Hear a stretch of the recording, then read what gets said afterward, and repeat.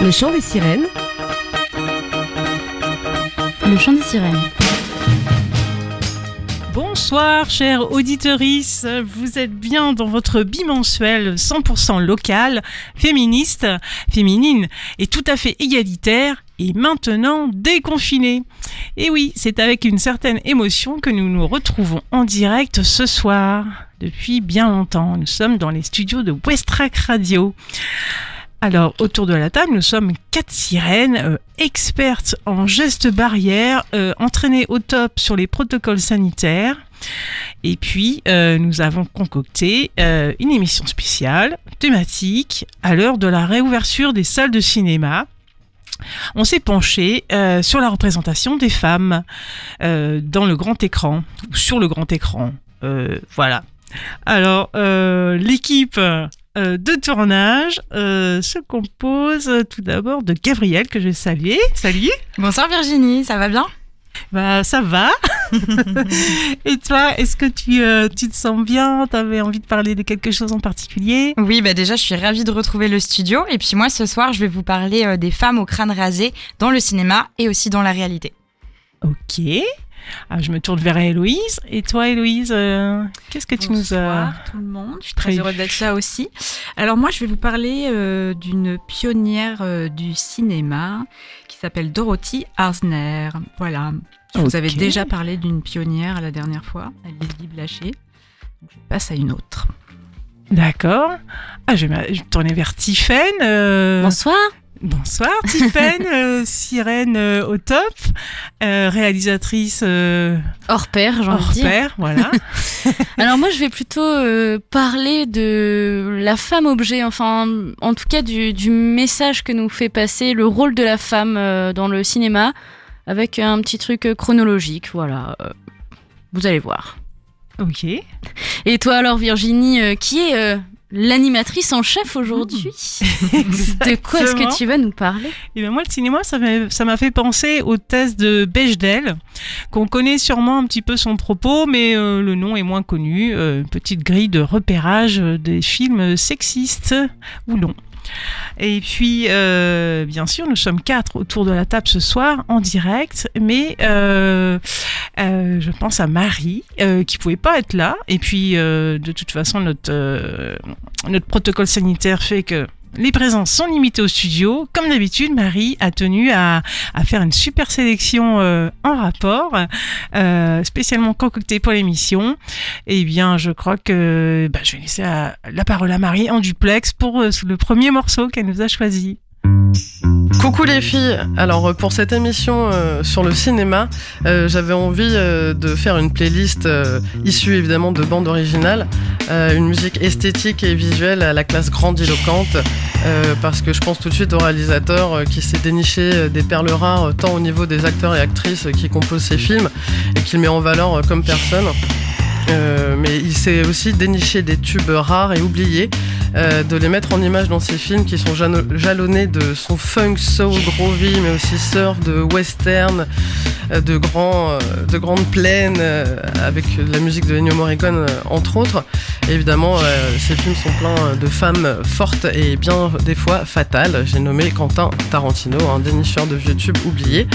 Et oui, du coup, je vous propose de commencer l'émission avec un morceau tiré de la bande originale du film Jackie Brown, qui est interprétée par Pam Grier, qui est elle-même l'hôtesse de l'air, rôle principal du film. Donc c'est une hôtesse de l'air, la cinquantaine, qui transporte de l'argent pour un trafiquant d'armes.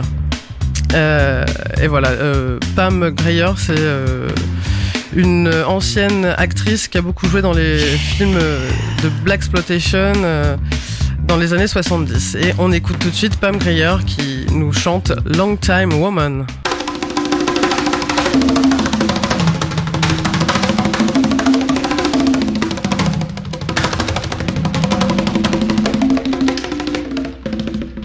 I'm a long time woman,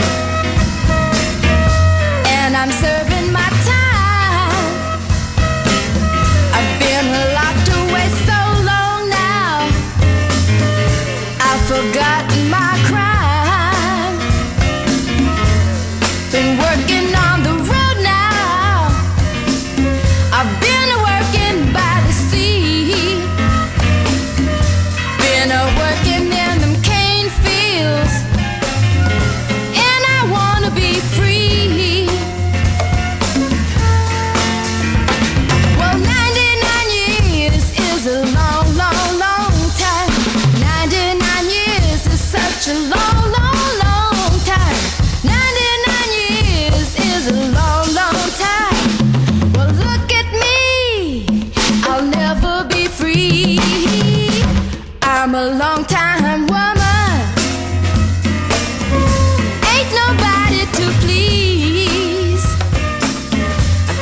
unnatural feelings like a bad disease.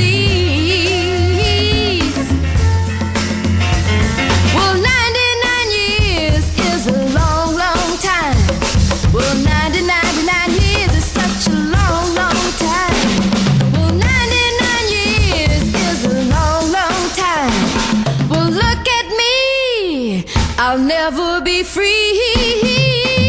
I'm a long time woman.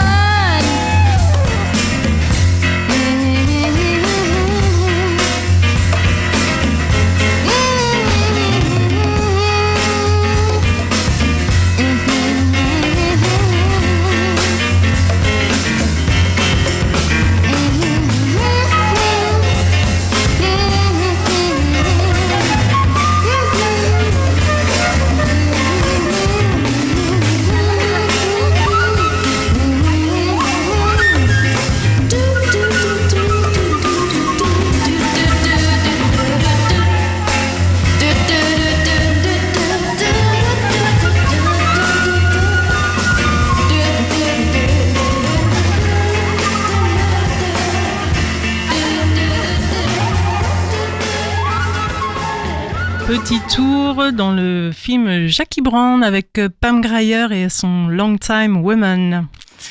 Toujours dans le cinéma, Héloïse est là pour nous parler, faire le portrait d'une pionnière du cinéma.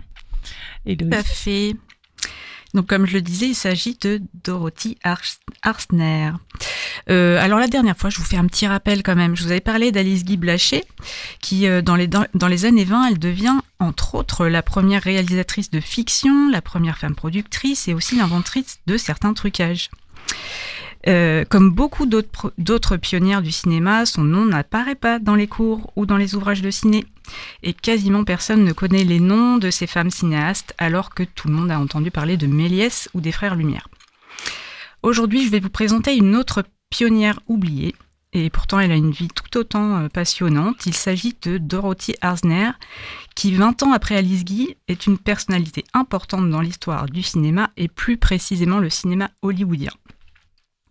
Elle fait sa place dans les années 20 comme monteuse et scénariste.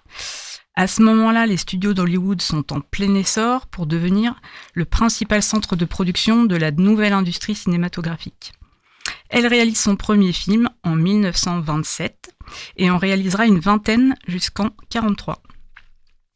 Ce qui la distingue des autres femmes cinéastes, c'est qu'elle est quasiment la seule réalisatrice à Hollywood, dans le studio système.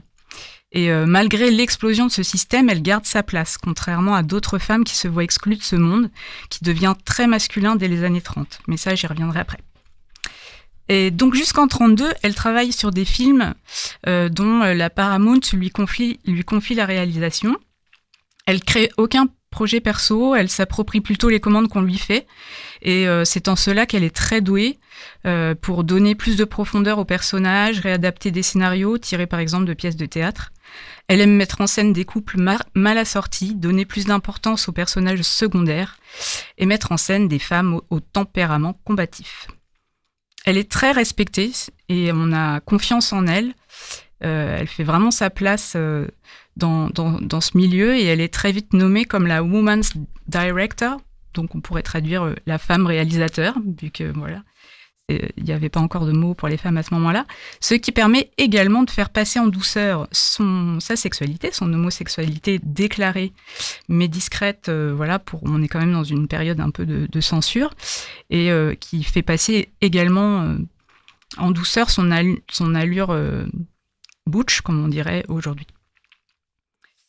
Son autre capacité, ça a été de s'adapter à l'apparition du parlant. Et la Paramount lui confie d'ailleurs la direction de l'actrice Clara Bow dans son premier rôle parlant. Et elle a également joué un rôle prépondérant dans la carrière de plusieurs actrices, comme par exemple Katharine Hepburn, qui joue en 1933 le rôle d'une aviatrice et qui porte pour la première fois à l'écran des pantalons, ce qui est assez exceptionnel, dans le film La Phalène d'argent. Et Dorothy Arzner, elle s'est aussi innovée techniquement puisqu'elle crée le micro-perche qui permet de suivre les mouvements des acteurs tout au long du tournage hors du champ de la caméra, à l'inverse du micro fixe qu'il fallait sans cesse déplacer.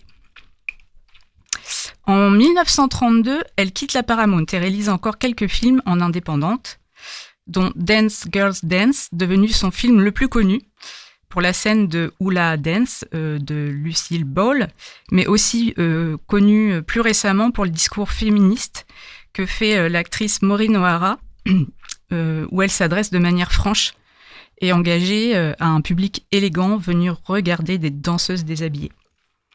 Cet extrait-là, vous le trouverez facilement sur le net.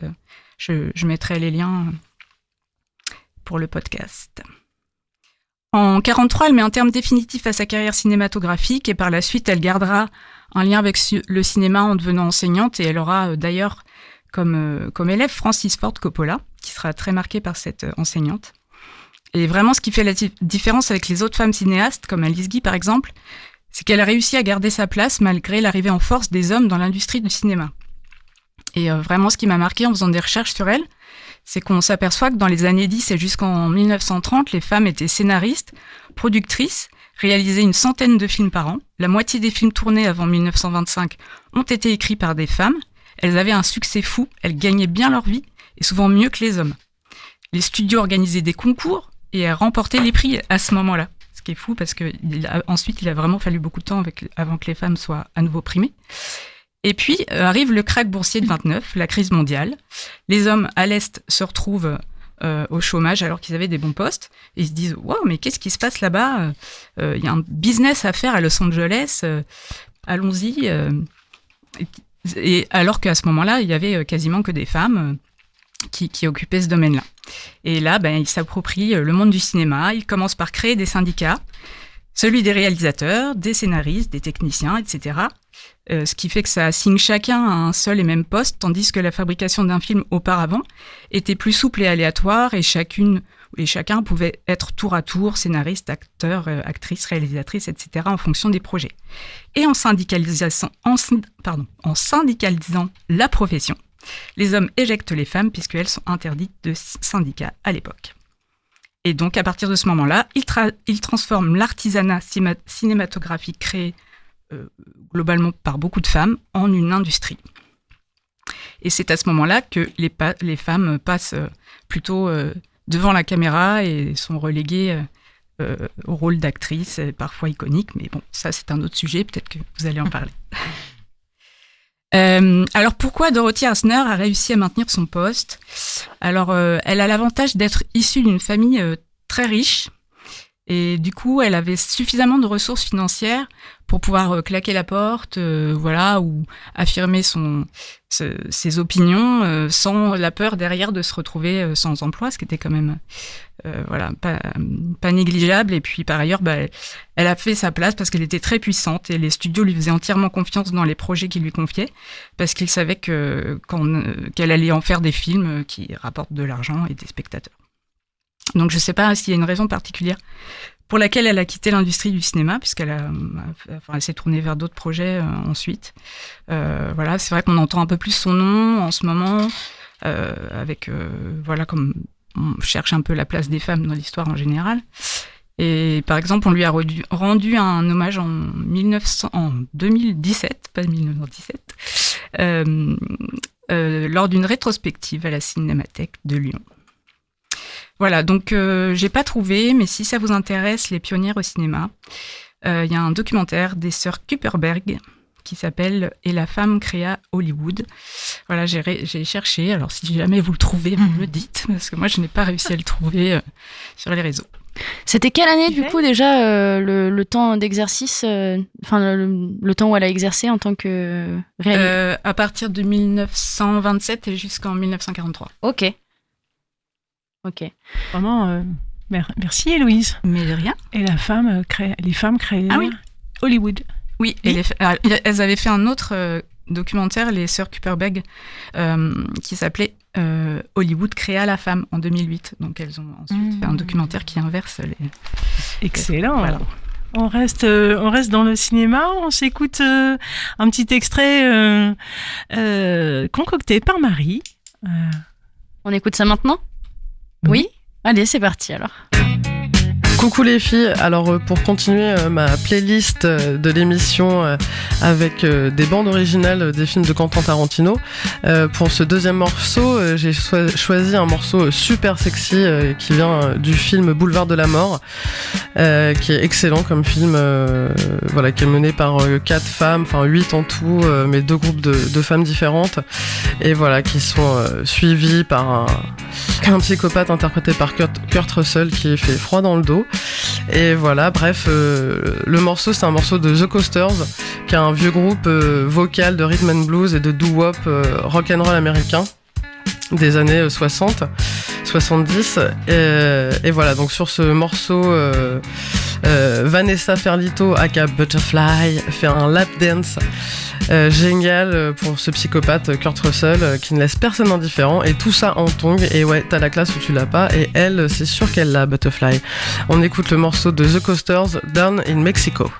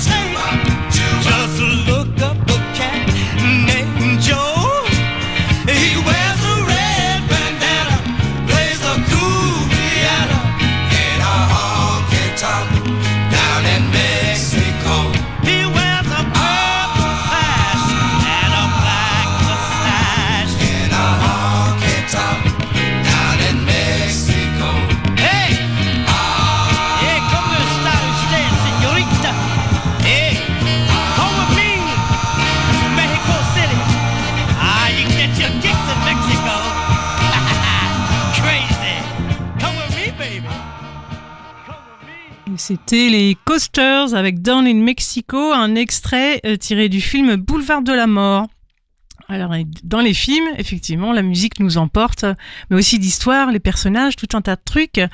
Comment s'y repérer. C'est pour ça que moi, je voulais vous parler de la petite grille de lecture qu'a construit Alison Bechdel. Quoi de mieux qu'une femme pour construire une grille pour repérer les films sexistes. Donc c'est Alison Bechdel qui est dessinatrice BD américaine. qui a mis en scène les propos de son amie Lise Wallace, qui est vraiment créditée sur ce test. Quels sont les critères qui peuvent nous confirmer une sous-représentation de personnages féminins? Et c'est en 3 points, peut-être que vous les connaissez. On regarde si dans le film il y a au moins 2 personnages féminins qui sont identifiés, nommés par leur nom et prénom, et si ces personnages discutent entre elles, et si elles parlent d'autre chose que d'affaires domestiques, de maquillage ou d'hommes. Ça, c'est un premier point pour repérer si un film est sexiste.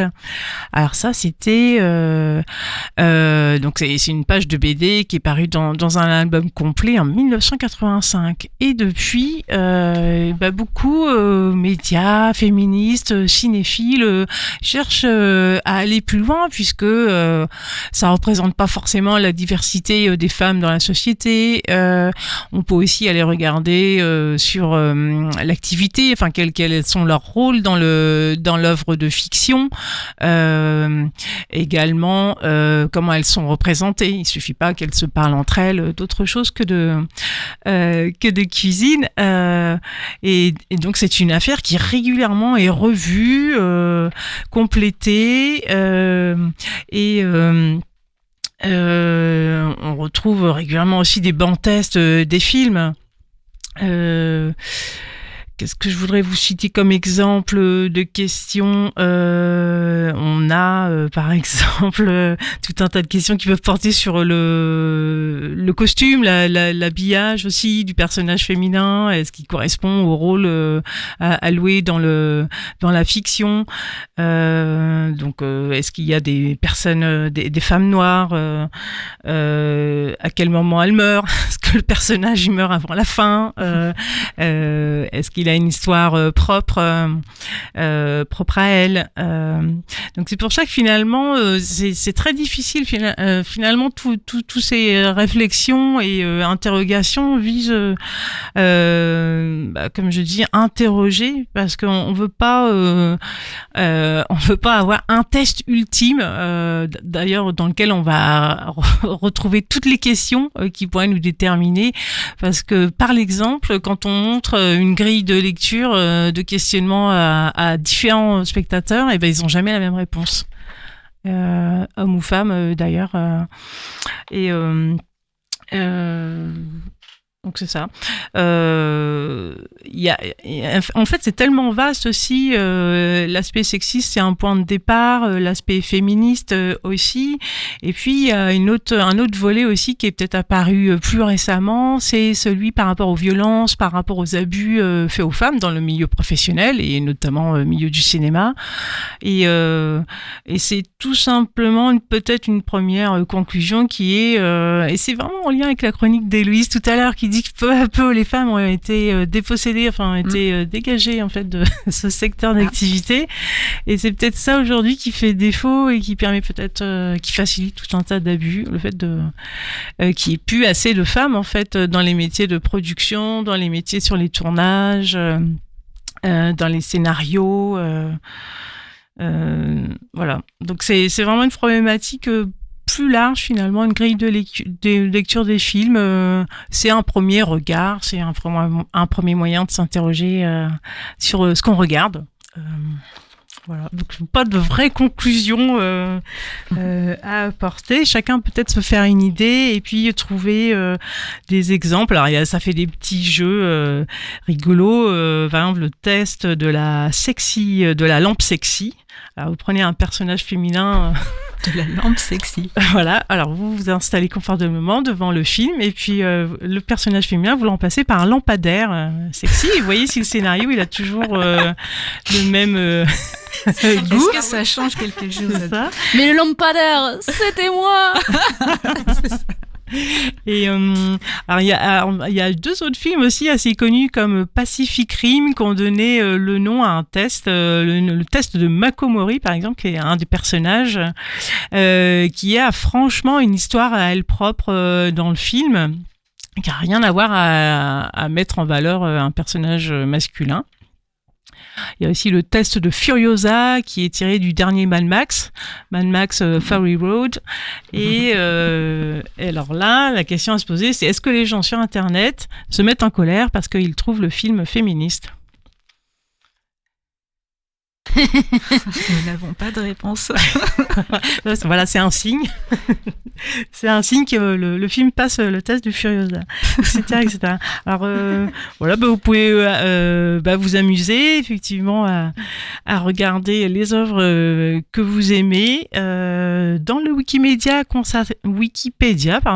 consacré au test de Bechdel, B-E-C-H-D-E-L, vous trouvez en lien toutes ces extensions et un petit parcours dans l'histoire depuis une trentaine d'années pour se faire une idée.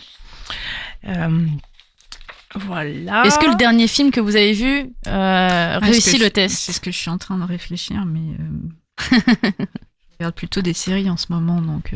Moi, je pense que ça s'applique aussi aux ça séries s'applique finalement. aussi, mais ça va.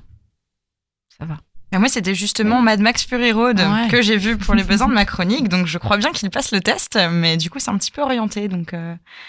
C'est bien, on va pouvoir en parler. On va pouvoir en parler de cette Furiosa. Un petit peu après, parce que il y a tellement de points de vue. On peut aller regarder l'amitié entre les femmes, parce qu'il y avait aussi, par exemple, Virginia Woolf, il y a plus longtemps, en fait, dans son ouvrage Une chambre à soi, elle parle de cet aspect-là, que les femmes, elles sont peut-être, elles sont intéressées par d'autres choses que la vie domestique. Voilà. Et que les hommes, de façon générale aussi. Oui, exactement. Ils sont intéressés à autre chose que les hommes. Donc il y a la grille de la violence exercée ou de la sororité. Et pourtant, les femmes, on les utilise beaucoup au cinéma. Je crois que c'est ça, Tiffany, que t'as repéré. Exactement. Carrément. Du coup, on passe à moi directement alors. On n'écoute pas de musique entre nous deux.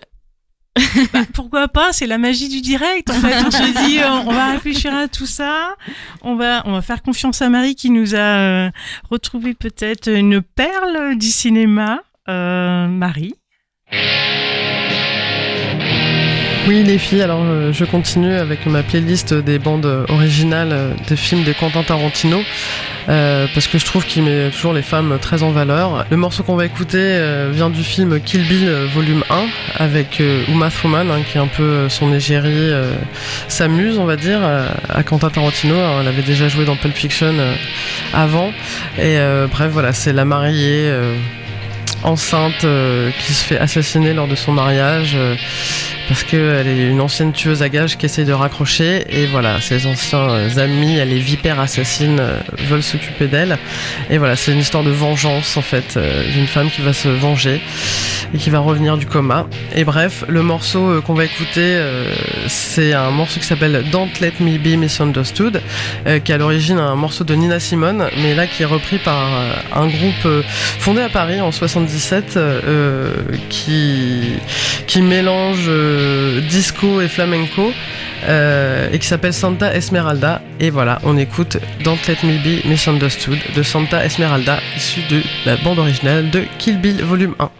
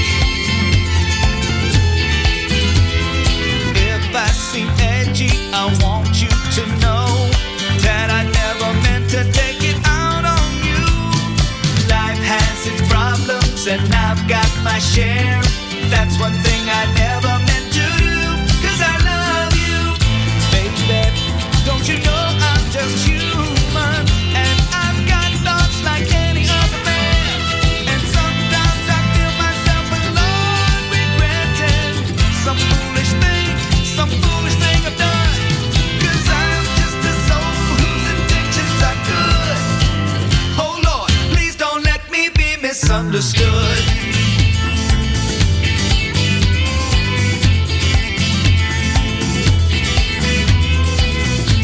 Hold on, don't you let me be misunderstood. Don't let me be misunderstood. No, no, no, no, no, no, no, no,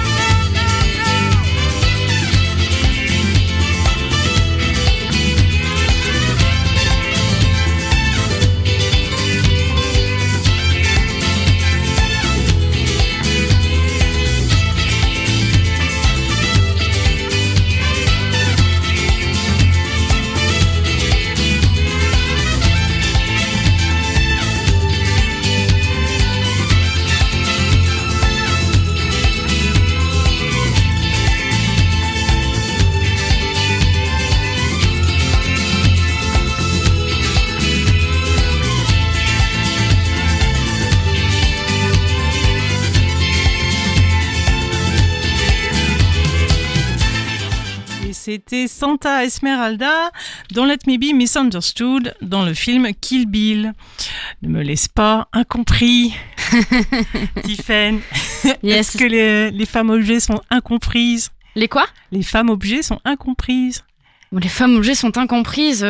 Oui, je ne sais que répondre La compréhension des femmes objets. Ouais, voilà. Alors, que comprends-tu? En fait, qu'as-tu compris? Non, mais en fait, je comprends ce que tu veux me dire, en tout cas, parce qu'aujourd'hui, j'ai décidé de parler des messages qu'on perçoit au travers de la femme sur nos écrans et surtout de sa place en tant qu'objet dans certains films. Alors, pour tous ceux et toutes celles qui sont un petit peu cinéphiles, on la connaît bien, hein, la femme au cinéma, avec ses nombreuses casquettes, la femme fatale, la sexe symbole, la femme forte, la femme indépendante. On a aussi évidemment la femme potiche et la moche. On la connaît, hein, la nana superficielle qu'on nous dépeint dans beaucoup de comédies, notamment américaines.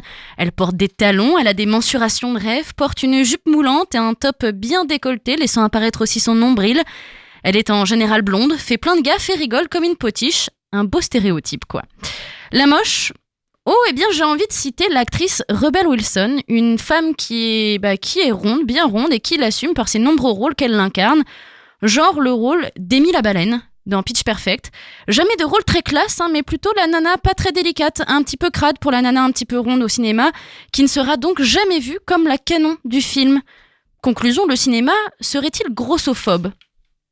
Pour commencer. Moi, je me demande. Bonne question. Mais j'aimerais bien aussi remonter un petit peu dans le temps et parler d'une actrice que j'ai longtemps aimée et que j'adore toujours autant, je l'avoue, Julia Roberts. Julia Roberts, c'est une actrice hautement appréciée de la gente masculine, mais aussi féminine, par ce côté charmant et accessible qu'elle nous laisse croire dans son jeu d'actrice au cinéma. Dans ses différents rôles, on arrive et on aime à s'identifier. Elle enchaîne les casquettes, hein, tantôt prostituée, tantôt femme célibataire qui gère sa famille. Voilà, elle enchaîne tout ça. Et je me suis penchée un petit peu sur ces films. Donc Pretty Woman, qui est le plus connu, je pense. Et voici le synopsis qu'on nous vend. Edward Lewis, homme d'affaires performant, rencontre par hasard Vivian Ward, beauté fatale qui arpente chaque nuit les trottoirs d'Hollywood Boulevard. La jeune femme ne fera qu'une bouchée du brillant PDG. Ouais, moi j'ai plutôt l'impression que le film nous dit « Tu veux une nana ? Elle veut pas de toi ? Eh bien force, enferme-la dans une chambre d'hôtel, achète-lui plein de trucs, insiste, elle finira par dire oui. » Et dans tous les films de Julia Roberts, eh bien, j'ai un petit peu l'impression que c'est la même chose, que le film veut faire passer un message, mais que le fond nous donne un message totalement opposé. Je pense à Erin, j'arrive jamais à dire le nom de famille, Brockovich, voilà, femme forte, un truc comme ça, où elle est célibataire, et puis elle doit trouver un boulot pour subvenir aux besoins de sa famille, et même sur la bande-annonce, c'est un peu moyen, puisqu'elle passe son entretien d'embauche, et puis elle finit par dire « Elle est sympa, votre déco !»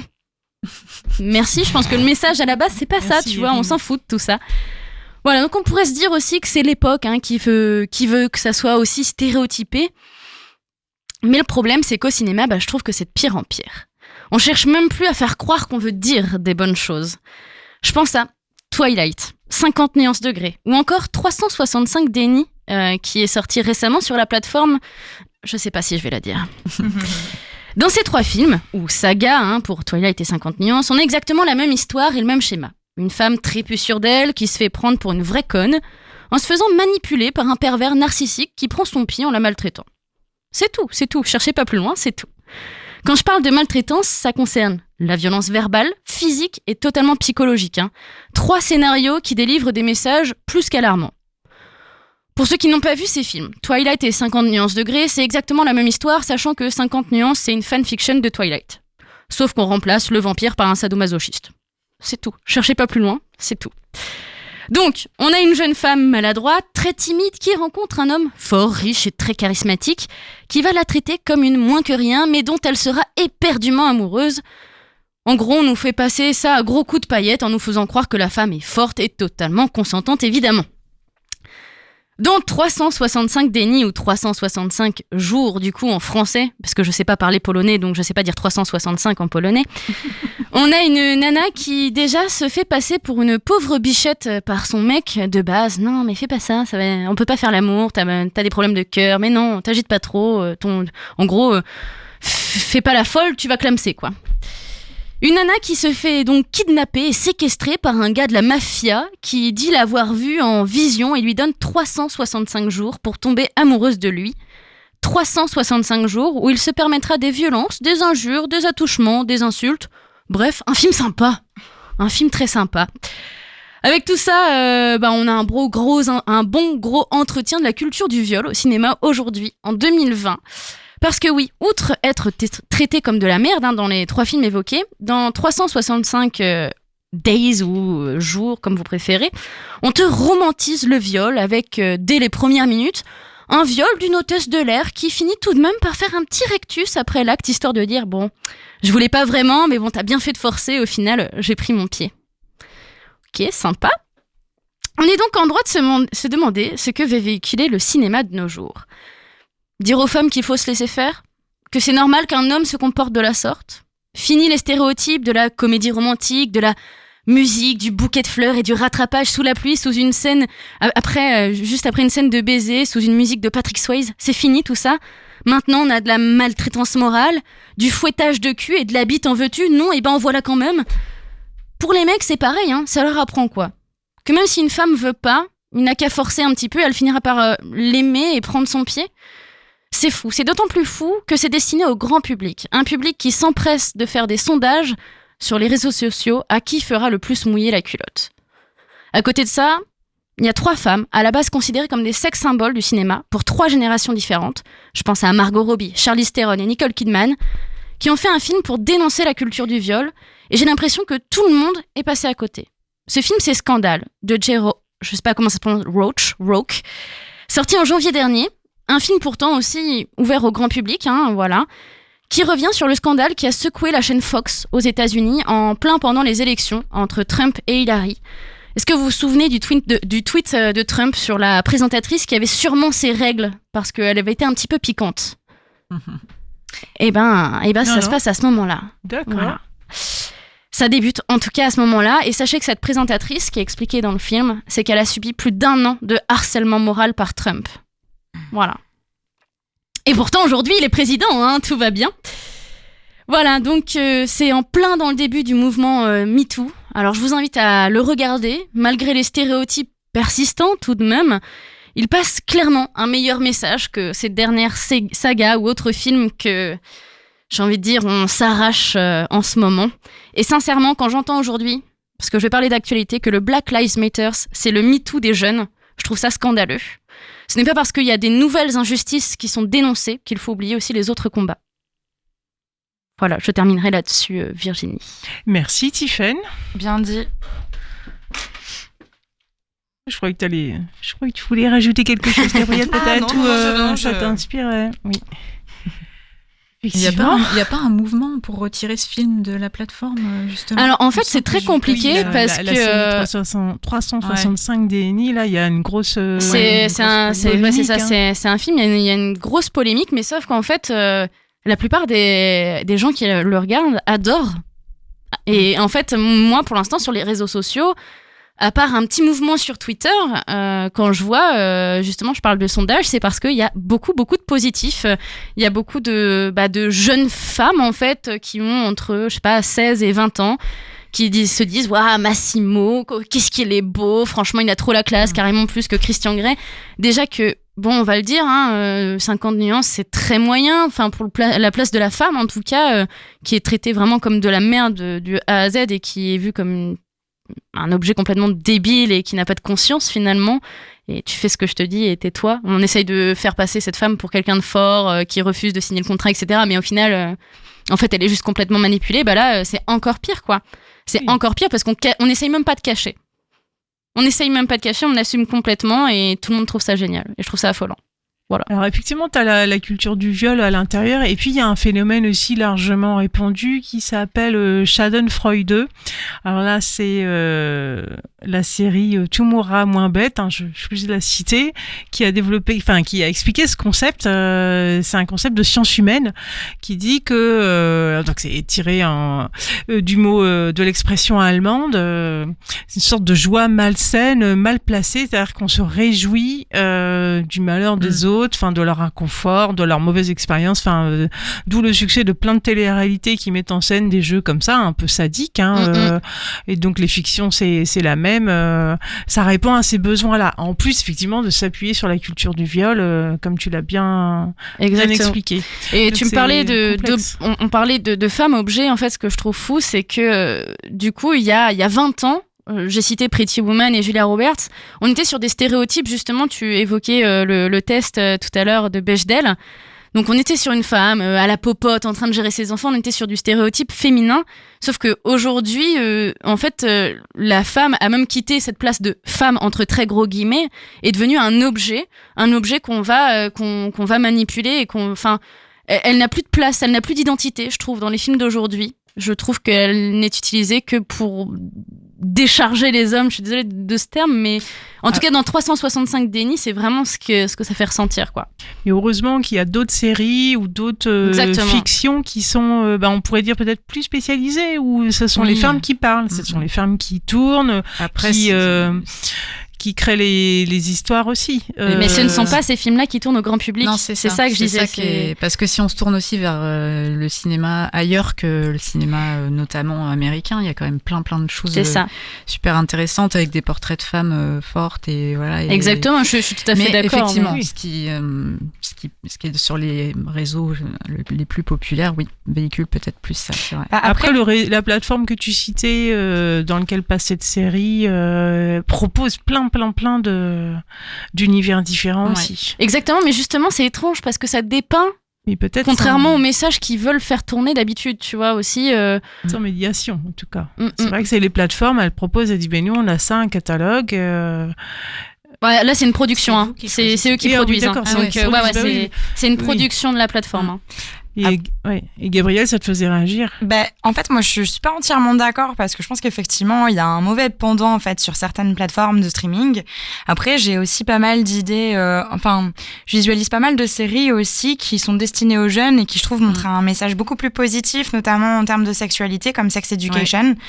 Personnellement, ça me parle beaucoup. Je sais que mon petit frère et ma petite sœur ont pu regarder et je trouve que ça délivre vraiment un message positif du sexe aussi au niveau du consentement, du dialogue. Il y a aussi différentes ethnies qui sont présentées. Et puis, je pense aussi à d'autres séries où des femmes vont être les personnages principaux, comme Sabrina, qui est la nouvelle version de Sabrina l'apprentie sorcière.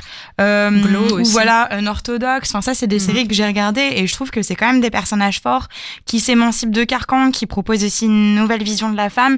Et je trouve qu'effectivement, il y a du très mauvais comme du très bon. Et voilà, je pense qu'il faut quand même avoir un peu d'optimisme aussi. Non, je suis d'accord, je voulais juste mettre un petit peu le doigt sur ce qui se passe aussi un petit peu en ce moment. Et tout à fait. Il faut vraiment le noter et c'est important aussi de participer à ces pétitions et de retirer ces films-là qui, pour moi, sont vraiment dangereux en fait pour un public, pour tous les publics en fait, jeunes ou moins jeunes, complètement. Ok. On fait une petite pause et on reprend juste après. C'est parti. On retrouve Marie tout de suite. À la sélection. Voilà, et on se retrouve juste après. Oui, les filles, alors on continue notre épopée sonore à travers les films de Quentin Tarantino.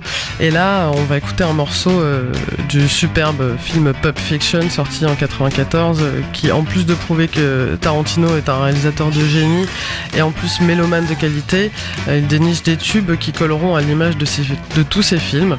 Et là, on va écouter un morceau interprété par Dick Dale. qui est un guitariste américain d'origine libano-polonaise, né en 1937 à Boston, qui est un inconditionnel de la guitare électrique Fender Stratocaster, et il est renommé pour son jeu puissant et sonore. C'est le créateur du style rock essentiellement instrumental appelé la surf music ou le surf rock, et en raison de son lien étroit avec le sport du même nom, il est d'ailleurs surnommé The King of Surf Guitar. En 1962, il reprend le titre Missir Lou, qui avait déjà été enregistré plusieurs fois depuis les années 30, qui est à la base une chanson populaire d'origine grecque.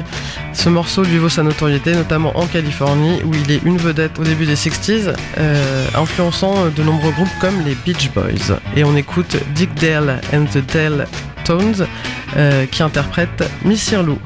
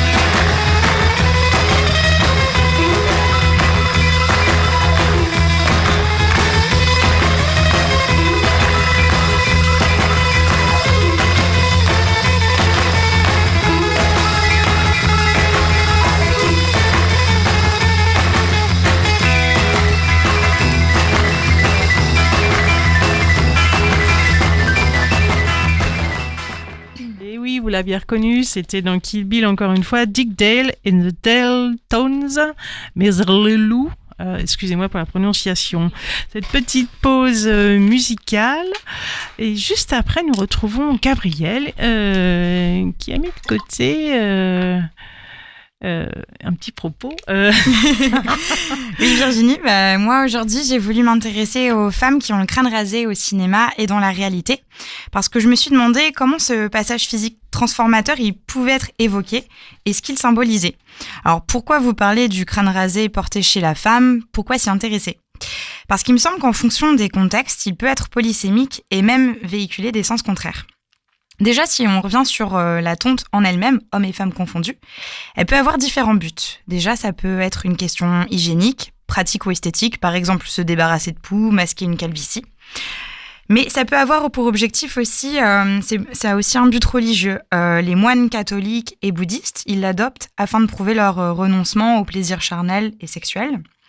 Ça peut être un code de reconnaissance et d'appartenance à un groupe, comme l'armée, mais aussi les skinheads, les gabbers.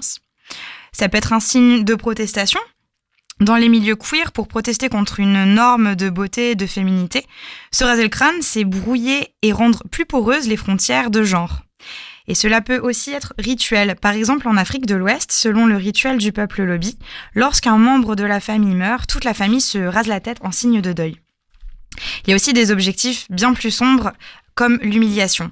On pense notamment aux femmes françaises qui avaient trahi en couchant avec l'ennemi, avec les Allemands après la guerre. Et à la libération, elles étaient tondues en public. Leur enlever leurs cheveux, c'était les stigmatiser. On pouvait vite repérer les traîtresses et puis aussi leur enlever une partie de leur féminité. Le crâne rasé, il peut également être la conséquence de la maladie, le cancer par exemple, avec la chimiothérapie qui fait tomber les cheveux. Mais une tête rasée chez une femme, il semblerait que ça pose toujours question et que ce soit loin d'être anodin. Il y a encore vraiment une distinction entre le crâne rasé chez l'homme, qui est communément admis et accepté socialement comme coupe, et son pendant féminin encore perçu comme radical et contestataire. Parce que le cheveu, c'est l'attribut par excellence de la féminité. Peu importe après tout qu'ils soient blonds, bruns, bouclés ou raides, tant qu'ils sont longs, révélateurs de charme et de sensualité. Alors au cinéma, bien sûr, en fonction des histoires et des situations, le crâne rasé, il peut signifier différentes choses, et comme dans notre vie quotidienne d'ailleurs. Toute la distinction, elle passe par le fait d'abord du consentement. Est-ce que c'est un acte choisi ou imposé ? Il y a plusieurs films qui mettent en scène des femmes à la tête rasée, mais j'ai porté mon attention sur 3 films et une série pour mon propos. V pour Vendetta, Mad Max Fury Road, on y revient, Heaven et la série Stranger Things. Alors les 2 premiers exemples, on va parler d'un film et de la série Stranger Things qui montre un rasage imposé à la protagoniste. Donc le premier film, c'est V pour Vendetta, qui est sorti en 2005 et réalisé par James McTeigue. Nathalie Portman, dans V pour Vendetta, elle incarne Evie, qui est une jeune femme qui va rencontrer V, justicier de l'ombre dans une Angleterre fasciste de l'après-guerre nucléaire. Elle se fait emprisonner et elle est torturée par ses geôliers qui la mettent en isolement et lui rasent le crâne dans une scène restée mythique. Dans ce passage, Evie expérimente le dénuement le plus total parce qu'on la dépossède d'absolument tout. Elle porte seulement un pagne, elle est à peine nourrie et dans un cachot. Le rasage de crâne, c'est l'étape ultime de dépossession. Elle est complètement assujettie en fait à ses geôliers. Et ce passage, il est très important parce que même dépossédée de tout, Evie ne va pas dénoncer V à ses tortionnaires. Et elle va vivre un passage transformateur qui l'aide à voir plus clair grâce à un témoignage qu'elle va découvrir. Là, le crâne rasé, il est imposé. Il est synonyme de la cruauté des geôliers qui asservissent et mettent Evie encore plus bas que terre. Et attention spoiler, on découvre un peu plus tard que cette étape était destinée à la pousser dans ses retranchements politiques et à l'aider à trouver sa véritable identité. Un autre cas semblable, c'est celui d'Eleven dans la série Stranger Things. Millie Bobby Brown incarne Eleven, une toute jeune fille qui a grandi dans un laboratoire secret tenu par son père et où elle est l'un des cobayes pour des expériences sur le cerveau humain et la télékinésie. Eleven, elle va développer des pouvoirs surnaturels et se faire un groupe d'amis qu'elle va défendre corps et âme contre la créature mystérieuse qui sévit à Hawkins. Donc elle va bien sûr grandir au fil des saisons et ses cheveux poussent. Elle va entrer dans des codes de l'adolescence assez typiques et hétéronormés. Donc elle tombe amoureuse de son meilleur ami, elle se fait une copine, elle délaisse ses habits plutôt masculins pour de nouvelles tenues qui correspondent davantage au goût qu'elle développe. On voit donc qu'elle retourne quand même dans des schémas assez stéréotypée, même si bien sûr elle reste une grosse badass qui permet à tout ce petit groupe de rester en vie. Dans ces 2 exemples, les personnages, ils sont sous le joug d'un ou de plusieurs hommes à un moment donné. Le crâne rasé, il est le symbole de l'asservissement, elles sont dépossédées de leur identité. Mais ce qu'on peut voir aussi, c'est qu'elles en ressortent plus fortes. Elles affirment leurs identités, elles décident de ne plus se laisser malmener et campent leur position, voire même se battent pour elles, pour leurs idéaux. On passe maintenant à un film où on ne sait pas bien si le crâne rasé est choisi ou non, car elle le porte dès le début du film. Mais en tout cas, il est furieusement bien porté. C'est Charlize Theron dans Mad Max Fury Road de George Miller, sorti en 2015. Elle y incarne Furiosa, enfant volée par le clan d'Immortanjo, et devenue femme de pouvoir de la Citadelle. Furiosa, elle va organiser une fuite avec les épouses séquestrées d'Immortanjo et va s'allier à Mad Max sur sa route. Là, Furiosa, c'est la seule femme à porter le crâne rasé. Ça accentue son côté guerrière. Elle échappe à tout cliché sexualisé et pour une fois, ça fait plaisir. On échappe au cliché de la love story finale, puisque Max part et s'efface pour laisser Furiosa être proclamée nouvelle reine de la Citadelle. On passe au dernier film Heaven, sorti en 2002 et réalisé par Tom Tykwer, où Philippa, incarnée par Cate Blanchett, est une femme vengeresse. Elle décide de se faire justice elle-même pour arrêter le meurtrier de son défunt époux. Et donc, bien sûr, elle finit en prison, mais elle rencontre l'officier Filippo. Petit jeu de mots au niveau des prénoms, ils sont allés chercher loin. C'est lui qui l'aide à s'échapper et s'enfuit avec elle. Et elle va l'emmener dans une église où elle se confesse auprès de lui. Après lui avoir avoué qu'elle a cessé de croire dans la justice, dans le sens de la vie. C'est une scène juste après qui suit où on voit en gros plan Philippa se faire raser le crâne.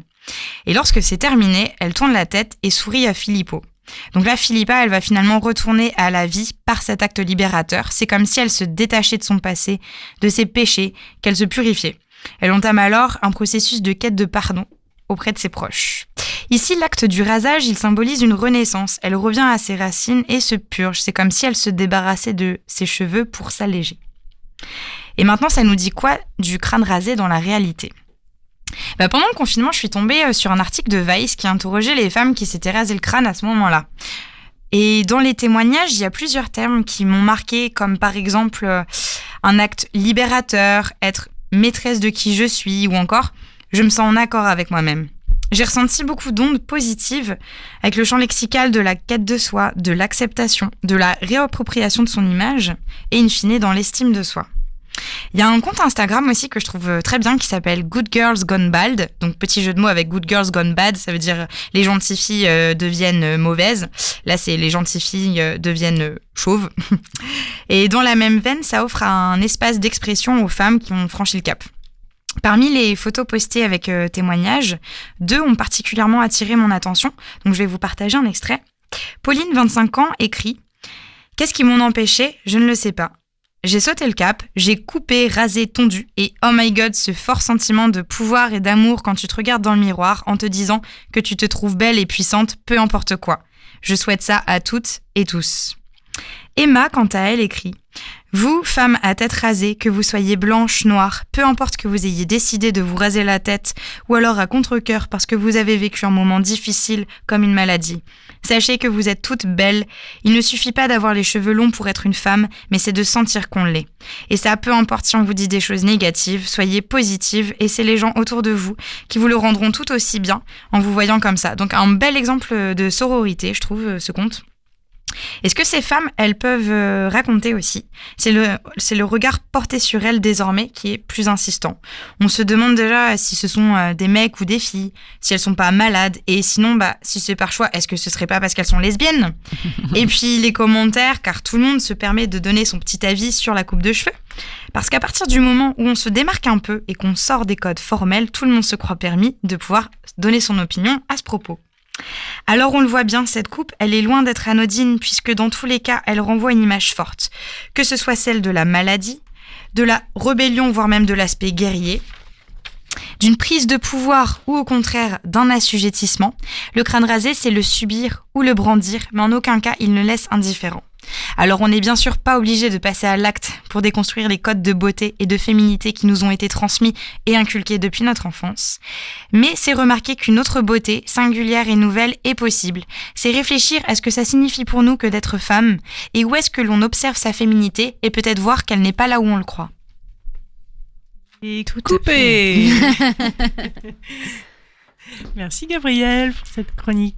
Merci. Mais c'est vrai qu'il y a, je veux juste rebondir un petit peu, je sais qu'on déborde un tout petit peu, moi j'ai 59 moins 15 secondes, mais il y a aussi la série Unorthodox et du coup là ça parle vraiment de religion, donc elle est sur la plateforme dont on discutait tout à l'heure, mais où voilà, c'est vraiment la religion qui impose le rasage des cheveux avec le passage à l'âge adulte pour la femme. Et porter une perruque ensuite. C'est ça, exactement. Ouais, c'est un foulard et une perruque quand on sort en public, sinon c'est un foulard pendant les cérémonies, etc., etc. Ouais, et c'est une très belle, très chouette série. Exactement. Voilà. Un été qui s'annonce sous le signe du cinéma, alors. Tout à fait. Et de la rébellion. Ah bah c'est pas mal. Ça me fait penser au collage, justement, qu'on réapparu dans notre ville. Oui. Il y en a un petit peu partout. Il y en a à Danton, il y en a à Strasbourg, on peut les voir. Des beaux collages. Du côté des Halles, il y a toujours des spots où il y a de l'affichage. Et puis en ligne aussi. Exactement. Il y a une page Instagram. Je te laisse la donner, Gabrielle. Non ? D'accord. C'était la page Instagram. Le collage féminicide Le Havre. C'est ça.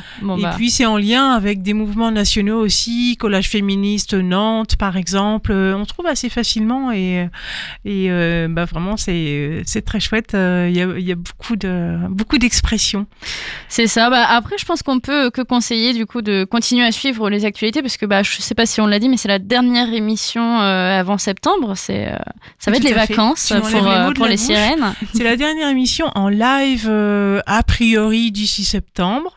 Parce que tout le monde se Quoique. dit Peut-être qu'il y aura un coucou coucou ici, là, Donc on sait restez connectés. De toute façon, peut-être qu'on a quelques émissions chouchou à vous faire écouter de nouveau pendant l'été. Et puis Continuez à faire les tests de Bechdel en attendant. Exactement, C'est ça. puisque les salles sont réouvertes et puis d'autres aussi à partir de cette semaine. Ou alors, je pense au studio qui va être ouvert pas mal tout l'été, contrairement à son habitude. Offre des séances supplémentaires le samedi matin. Ouais, ça, c'est exactement. nouveau aussi. Il va y avoir aussi des ciné en plein air cet été, comme tous les étés. Avec le Beaucoup ciné plus étoile, que hein. d'habitude même. D'accord. On a un autre cinéma d'essai, d'art et d'essai aussi, le Sirius, qui est déjà réouvert depuis la semaine dernière. Je crois qu'Héloïse, t'avais pas repéré un film ou deux? À l'affiche du Sirius, là, il y a Radioactive de Marjane Satrapi sur l'histoire de Marie Curie, qui, moi, j'irai le voir, en tout cas. Il était déjà à l'affiche avant le confinement, mais du coup, il a été un peu squeezé pendant ce temps-là. Donc là, il le remet à l'affiche, donc voilà. Il y a aussi Fille de joie, et puis Elephant Man au studio. Moi, je trouve que c'est une belle occasion de le revoir sur un grand écran. Carrément. Oui, film de David Lynch. Chef réal. C'est moi. Est-ce que tes yeux me disent qu'on s'écoute un petit dernier morceau pour la route? Bah ouais, en fait, je pense qu'on va pouvoir se dire au revoir et bonnes vacances tout le monde. Et puis on va Bel été. ça. Bel été tous. À tout vite. Et puis le dernier mot, c'est la sélection de Marie. Et voilà. Bah gros bisous tout le monde. Hein. Et Allez, puis on ciao laisse tout le place à monde. Marie. Salut. Salut. Oui, alors pour vous quitter les filles, le dernier morceau que j'ai pris dans les bandes originales des films de Quentin Tarantino. Alors je vous conseille évidemment de toutes les réécouter, hein, de toutes les bandes originales de ces films, elles sont vraiment formidables. Et là on va écouter un morceau d'un trompettiste chef d'orchestre américain né à la Nouvelle-Orléans dans les années 20, Al Hurt, qui est connu pour son interprétation du thème de la série Le Frelon Vert, hein, Green Hornet. Et on va l'écouter tout de suite. Et je vous fais un gros bisou et à très bientôt. Ciao ciao.